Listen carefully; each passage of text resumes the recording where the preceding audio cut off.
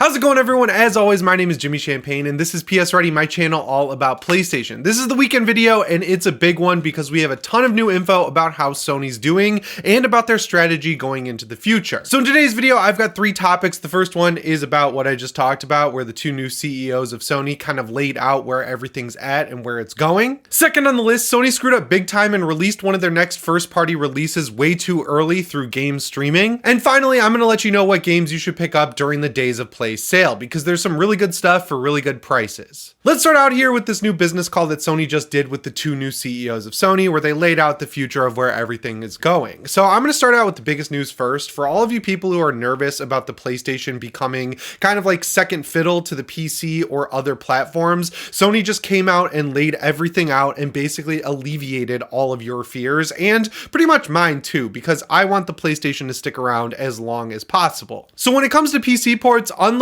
what Hiroki Totoki was saying, where they're trying to get to day and date, that is not the plan right now. They essentially straight up said that the plan going forward is the plan that they've been using the entire time. So if it's a first party single player open world action adventure game, you know, the ones that aren't online enabled or have very light online capability like Ghost of Tsushima, for example, the strategy is remaining the same. Those are going to come out first on PlayStation, and then at least a year later, they'll be ported over to PC. So if you want to play these games when they come out, you're going to have to buy a PlayStation 5 or later this year a PlayStation 5 Pro, and PC players are not happy about this, but I'll talk about that in a second. The second thing they laid out explicitly, which I'm pretty sure they've never done, is that live service games are going to come to PC day and date. That just makes sense. You look at what happened with Helldivers 2, where they released that on PC and PS5. The user base of that game is split 50-50 between PC and PS5, and because of that, it's the fastest selling PlayStation game of all time. That game did absolute gangbusters numbers, and there's no way it would be anywhere close to where it's at without PC.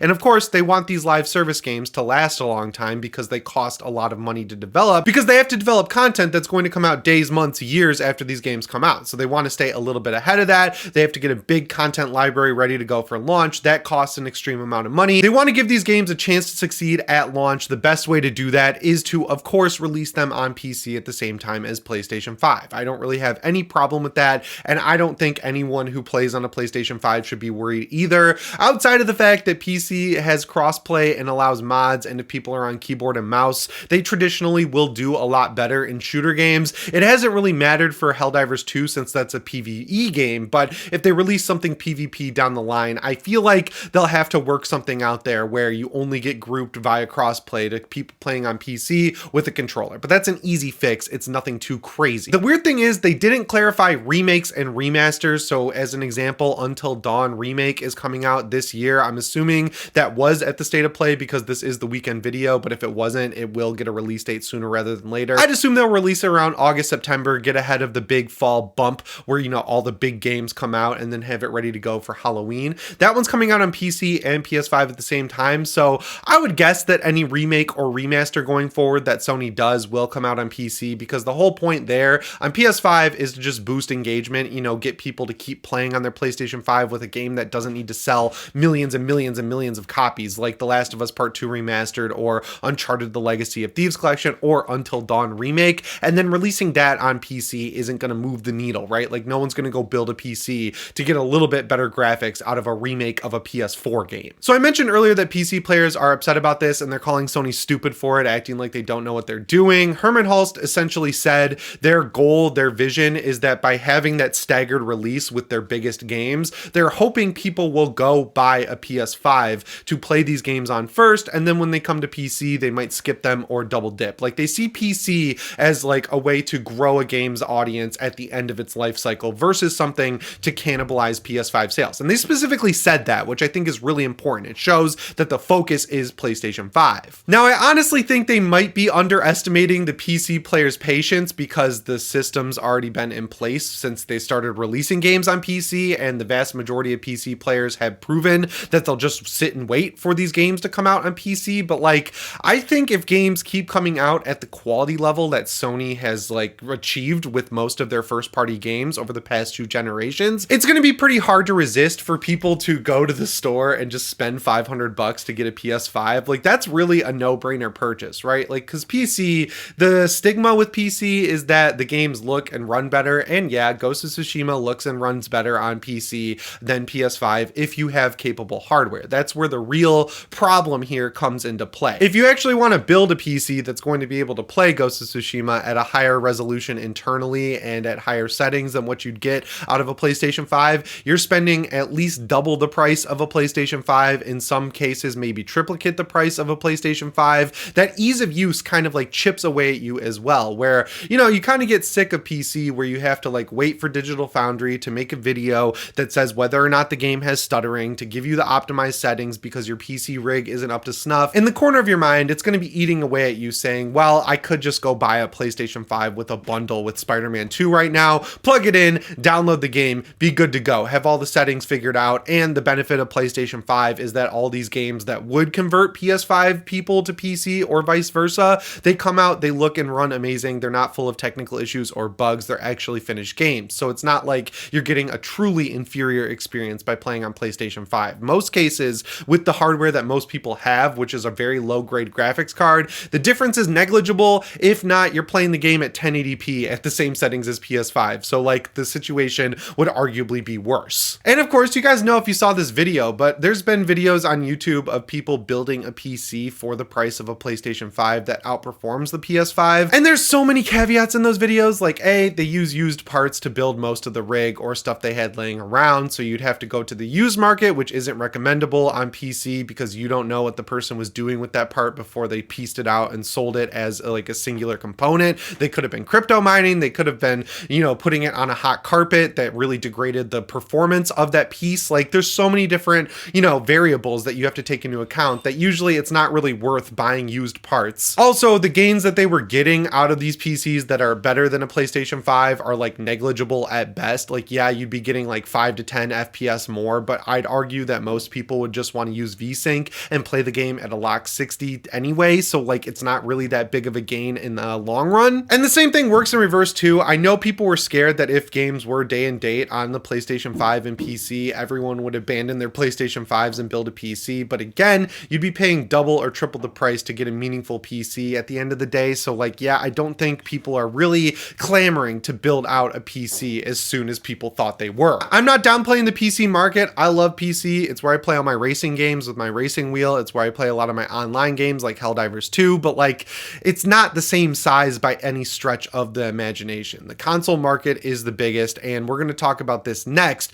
Sony has no reason to abandon the console because they are doing phenomenally well. So the first thing I'm surprised they admitted is that half of the users are on PlayStation 4 still, and they said that's still a vibrant part of their business. That explains why over on the Xbox side, games like Call of Duty, Black Ops 6 are going to be coming to PS4 and Xbox One this many years into the next generation. I mean, if those games can run, why not do it? There's so many users on those consoles. But even taking that into consideration, the PlayStation 5 is outdoing the PlayStation 4 in net profits by a wide margin. So basically 10 years after the PS4 came out, it's sitting at $9 billion of profit. That's the entire generation up to this point. And only, I think 4 years after the PS5 came out, it has made $10 billion.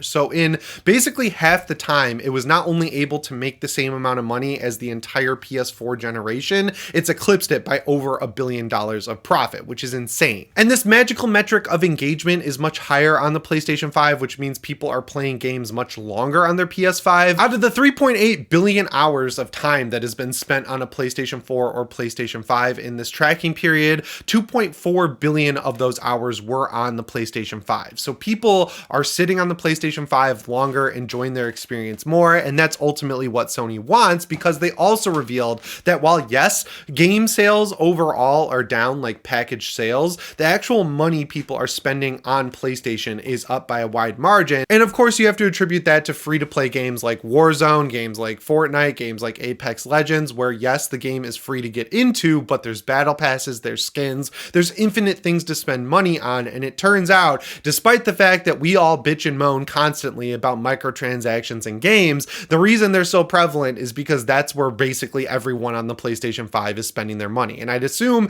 going into box copies of games like Call of Duty, the full version that you get every year, the FIFA games, the NHL games, MLB The Show, they've all introduced pack systems for their online components. Obviously, that's driving a ton of money as well to PlayStation. I'm obviously not super excited about that. I'm kind of giving up on free-to-play games. I'm sick of the grind. I'm sick of having dailies to to do in every game. It doesn't feel like a fulfilling experience. I've really learned going back to Elden Ring what kind of experiences I want. That's a boxed game that's $70, is content complete on launch, and actually pushes the medium forward, unlike games like Fortnite, which are basically glorified car meetups, you know? And as much complaining as we do about PlayStation Plus and all the price hikes and all the different tiers and everything like that, it's absolutely dominant, just like these free-to-play games. It's making so much more money than Xbox Game Pass. It's absolutely insane. Unsurprisingly, 65% of people who use PlayStation Plus are unessential. I think those are the smartest people in the room, honestly. I get having an extended library of games with extra, getting a few extra games every month added onto your PS Plus library, but like the vast majority of PlayStation users have played the vast majority of the games in that library that Sony updates once in a while, so it doesn't